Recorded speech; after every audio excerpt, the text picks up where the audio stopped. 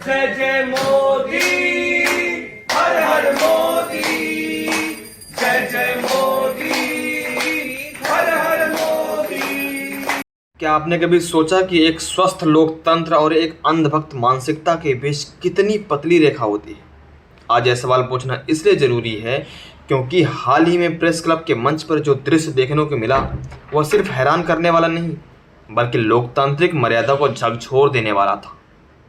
Press club जो कभी निष्पक्ष पत्रकारिता, सवाल पूछने और जनता की आवाज़ उठाने का प्रतीक हुआ करता था, आज वहाँ पर चालीसा पड़ी गई, नारे लगे और एक जनप्रतिनिधि को यानी मोदी जी को भगवान का अवतार दिखा करके प्रस्तुत किया गया। सवाल यह नहीं है कि आपकी राजनीतिक पसंद क्या है, सवाल यह है कि क्या एक जनप्रतिनिधि को एक लोकतांत्रिक देश में भगवान का दर्जा देना सही है?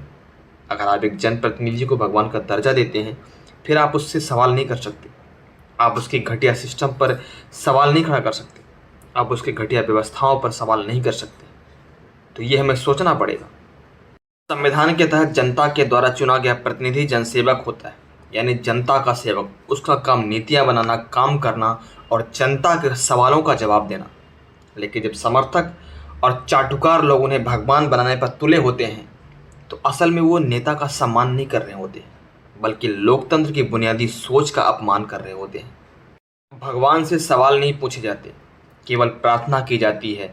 और जब आप किसी जनसेवक को भगवान बना देते हैं तो आप सवाल पूछने का अपना अधिकार खुद ही खत्म कर लेते हैं।